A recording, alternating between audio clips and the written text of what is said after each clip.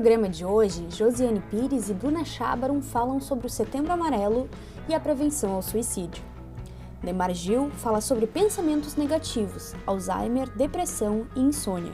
Você também irá conferir um trecho da palestra Saúde Mental em Tempos de Pandemias e o Rompimento com o Mundo Presumido, com a doutora Elaine G.R. Alves, que fez uma participação especial em nosso ciclo de palestras do NAP. Olá pessoal, como vocês estão? Hoje eu vim conversar um pouquinho com vocês sobre o Setembro Amarelo. Pois é, acredito que muitos de vocês já tenham ouvido falar nesse termo, nessa expressão, que na verdade é uma campanha para se falar sobre suicídio, né?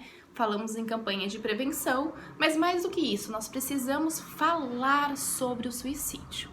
Bem, a campanha surgiu no ano de 2015, então bastante recente, e a primeira vez que ela foi organizada, ela foi pensada por 3 órgãos, né? Que é o CVV, é uma organização não governamental fundada em 1961 ou 62, não lembro direito, que busca, como o próprio nome diz, valorizar a vida e prevenir o suicídio. Ela faz um apoio, muitas vezes por chamadas, né, atendendo um público que esteja um pouquinho mais adoecido. Enfim, a campanha então foi pensada pelo CVV, junto com o Conselho Federal de Medicina e também a Associação Brasileira de Psiquiatria. O primeiro ato da campanha do Setembro Amarelo aconteceu somente em Brasília, na capital. Já no ano seguinte, né, devido à repercussão positiva que teve a campanha, então em 2016 já se espalhou pelas principais capitais do Brasil e também depois então tomou conta das universidades brasileiras e também as outras cidades. E que bom que hoje a gente tem a campanha do Setembro Amarelo. Por quê? Porque a OMS, Organização Mundial da Saúde, considera o suicídio um caso de saúde pública. É necessário falar sobre o tema para minimizar mitos, tabus e tratar o assunto com seriedade que se deve. Por isso mesmo, o suicídio muitas vezes está ligado à depressão, né? O pensamento suicida, os atos suicidas que às vezes não se concretizam estão ligadas à depressão. E depressão não é frescura, não é falta de Deus, não é falta de trabalho, é uma doença e precisa sim ser levada a sério. O comportamento, então, suicida é um fenômeno complexo e multifatorial. Fatores pessoais, sociais, psicológicos, biológicos, tudo isso compõe a questão. Outro fator que contribui para o crescimento do suicídio no Brasil é que a sociedade moderna há muito tempo dá pouco espaço para o sofrimento e também para o acolhimento de quem sofre. As exigências hoje de felicidade, sucesso, riqueza nunca foram tão intensas. Aquele que sofre, que não está bem, que não encontra espaço nem para um acolhimento, para se expressar o que sente, muitas vezes adoece. Portanto, a OMS prospectou que em 2030, olha só, daqui a 10 anos, a depressão será a segunda maior causa de incapacidade dos indivíduos. Complicado, né, gente? Vocês notam a importância da gente ter a campanha do Setembro Amarelo, para a gente falar sobre suicídio, para a gente poder, então, olhar para o outro que está sofrendo na sociedade de hoje, que não está com espaço para mostrar suas fraquezas, né? Porque, querendo a gente ou não, eu sei que fica redundante essa frase, mas a gente se vê numa sociedade competitiva, né? Que precisa mostrar que está tudo bem o tempo todo. E não, nós sabemos que nós não estamos 100% sempre. É importante, sim, que as pessoas tenham um espaço para demonstrar que não são as máquinas, que são as pessoas que também sofrem, que também adoecem. E nós, que estamos do outro lado, talvez um pouco mais saudáveis, um pouco mais fortalecidos, precisamos também acolher essas pessoas. Precisamos fazer essa campanha e dizer, vamos falar sobre suicídio, porque ele acontece, e acontece mais perto ainda do que a gente possa imaginar. Sinais de alerta para perceber, então, uma pessoa que pode estar com o humor alterado, né? E pode vir, então, a ter pensamentos suicidas. Vamos lá. Mudanças de comportamento, falta de esperança, desfazer-se de objetos pessoais ou começar a se despedir muito constantemente, melhora súbita, né? Porque eu falo isso, porque às vezes a pessoa tá mexida, incomodada, tá triste e algum dia amanhece super bem, como todos os problemas estiveram sumidos. Não, alguns processos demoram algum tempo, não é tão rápido assim, não é mesmo? A gente precisa ficar em alerta, são sinais de alerta. Falar muito sobre querer morrer ou querer sumir também é um sinal de alerta, indício de alguma doença mental concomitante, né? E abuso também de substâncias. A gente precisa olhar para essa questão, então, do abuso, que às vezes pode ser um sinal de alerta ao suicídio, não diretamente, mas indiretamente. E como, então, né, você, cidadão, que não é psicóloga como eu, pode ajudar? Doe um pouco do seu tempo para a escuta do outro. Permita que o outro fale livremente. Não o interrompa, nem o apresse.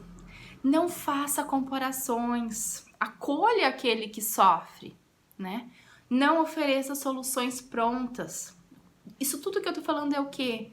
É escuta empática, né? Diga, me conta o que tá acontecendo. Eu estou aqui com você, né? E deixa a pessoa falar e de fato escute. Não tenta compartilhar teus problemas com os dele, né? Eu sei que todos nós estamos um pouco mais fragilizados, até mesmo esse ano a campanha toda acontecendo de uma forma que estamos vivendo a pandemia, estamos vivendo o isolamento social, todos nós temos algum tipo de queixa ou sofrimento, porém a gente precisa também ter a sensibilidade que o outro pode estar com questões bem mais fortes e bem mais severas, né?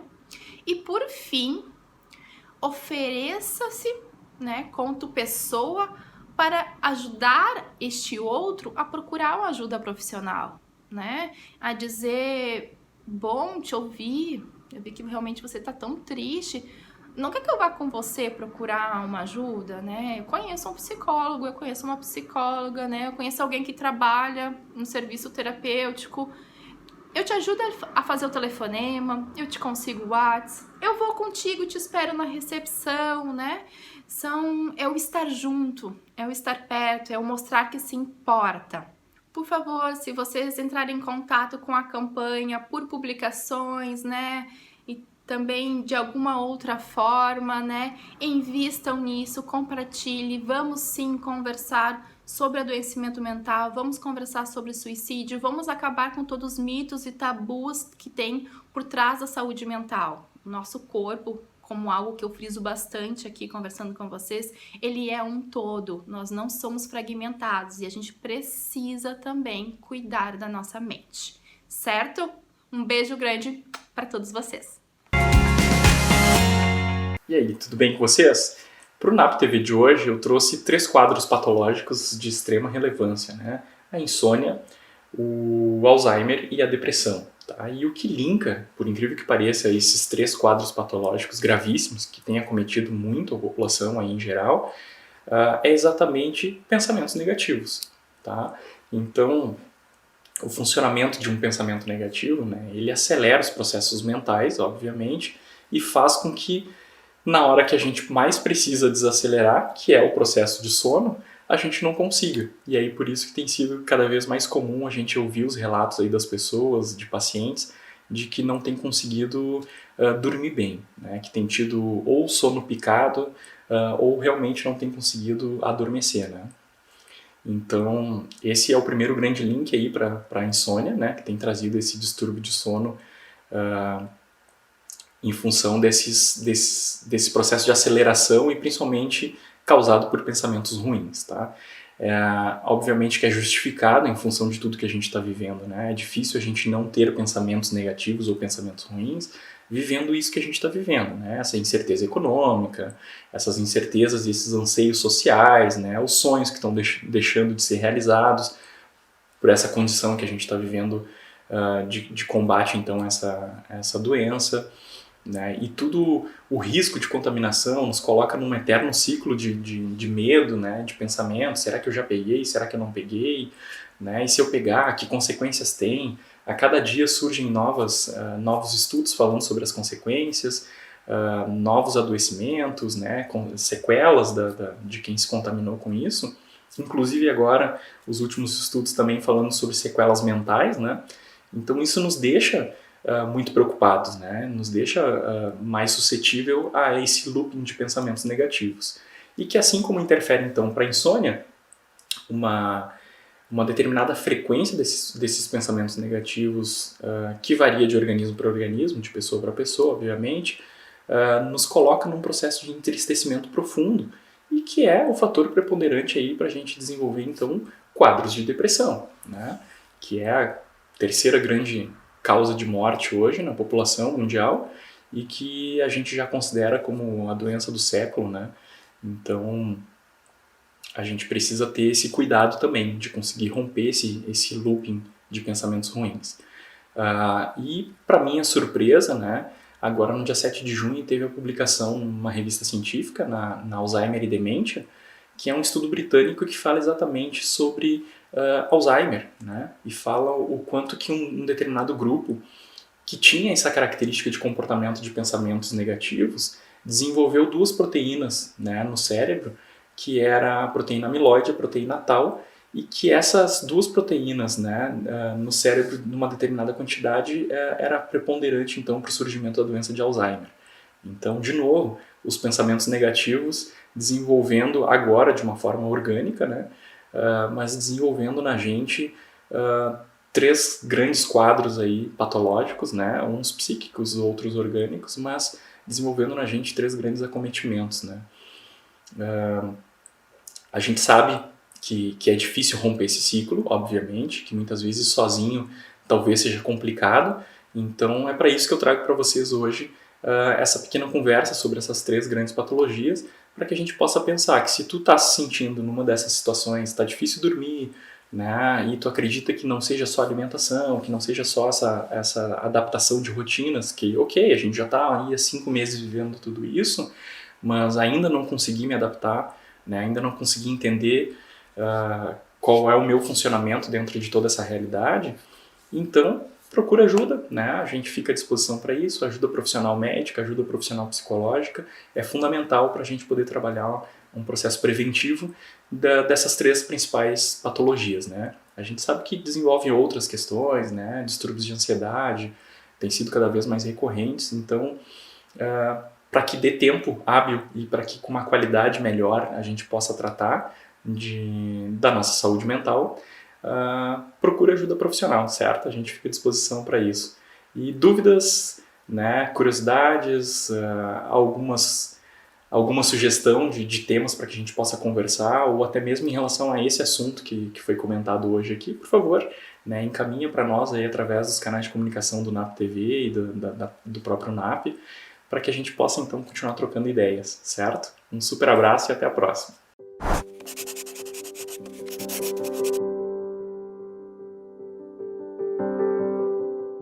Olá pessoal, a minha dica de hoje é o filme Dilema das Redes, lançado recentemente na Netflix.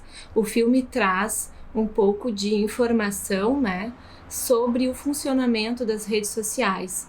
E essas informações, elas são dadas por profissionais que trabalharam em algumas redes muito conhecidas, como Facebook, Instagram, entre outras. Então, o filme ele deixa bastante questionamentos, né, em relação ao funcionamento, ao sistema de funcionamento das redes sociais, que é bem interessante.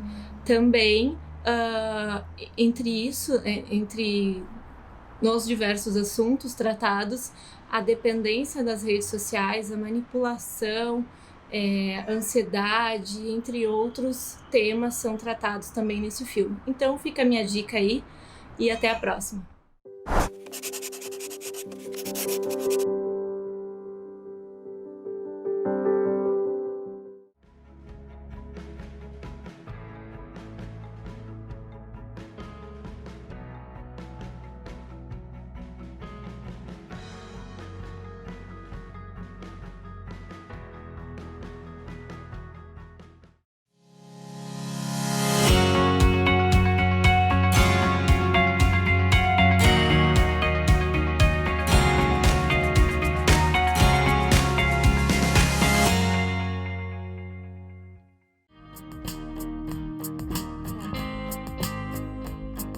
O cuidado com a saúde, tanto física quanto emocional, neste momento é essencial.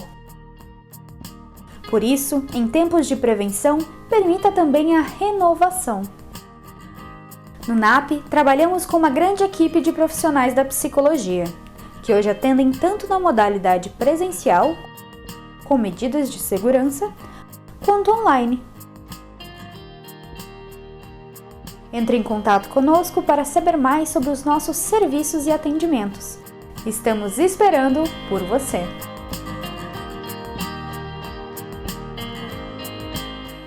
A Exatos começou de um sonho de poder ser um diferencial por onde eu passava. E foi assim que ela surgiu, trabalhando na Prefeitura de Estância Velha, onde o senhor Ivo Jacinto Baumgratz me convidou para fazer a contabilidade dele. E hoje, 30 anos depois, temos nossa nova sede em Estância Velha, com 1.800 metros quadrados, para atender nossos 600 clientes em toda a região. Convido você a conhecer a Exatos. 30 anos apoiando o empresário da região. O NAP, Núcleo de Atendimento Psicológico, é um serviço voltado para a psicologia e também para as áreas de quiropraxia, nutrição, terapia ocupacional, psiquiatria, psicopedagogia, palestras e cursos com profissionais capacitados e diferentes estilos de atendimento, pois cada um de nossos pacientes é único e merece ser tratado dessa forma. Aqui você encontra os mais modernos tratamentos que o mercado oferece, uma plataforma inovadora de realidade virtual para fobias, ansiedades e transtornos. O NAP oferece ainda convênio para empresas e o Clínica Escola.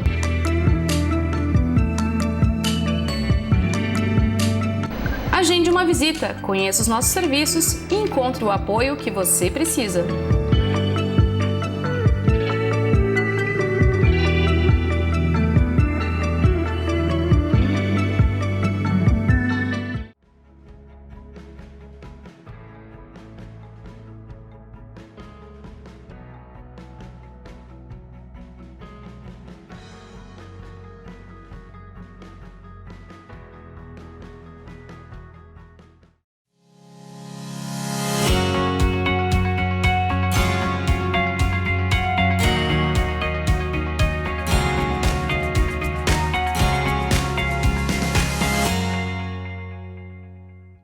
Setembro é conhecido pelo mês da campanha de prevenção ao suicídio, o Setembro Amarelo. O objetivo da campanha é oferecer espaços de discussões acerca da importância de atentarmos à saúde mental como uma forma de prevenção. E agora eu gostaria de explicar o porquê do nome amarelo, né, do Setembro Amarelo, que foi inspirado em uma história real.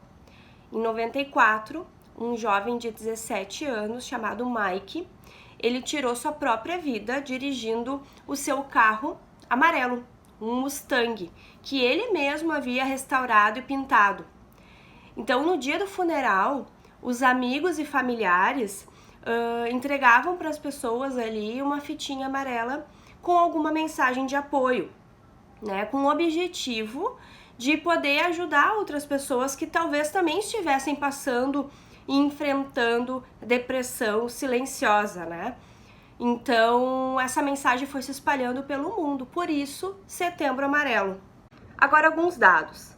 A cada 30 pessoas, 5 já pensaram em suicídio. E a cada suicídio cometido, cerca de 6 a 10 pessoas são diretamente afetadas pelo ato.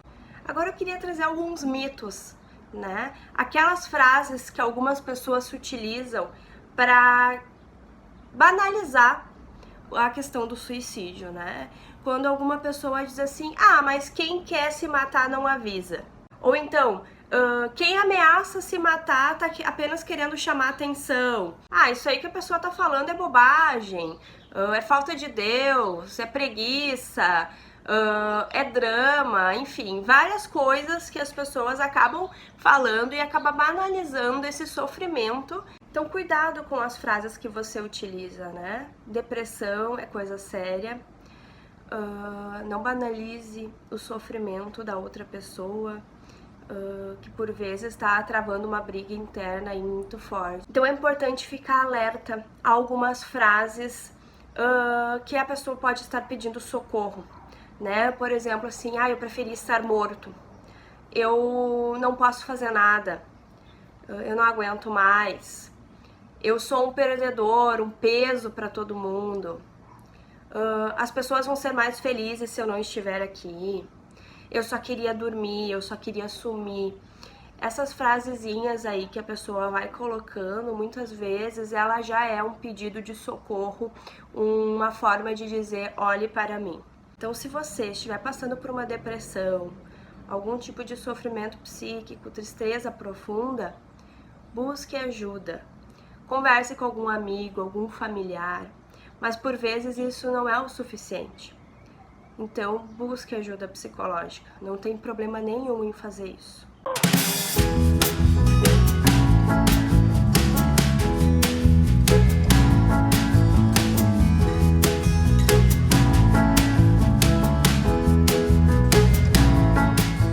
E agora, a nossa pergunta é, de fato, né?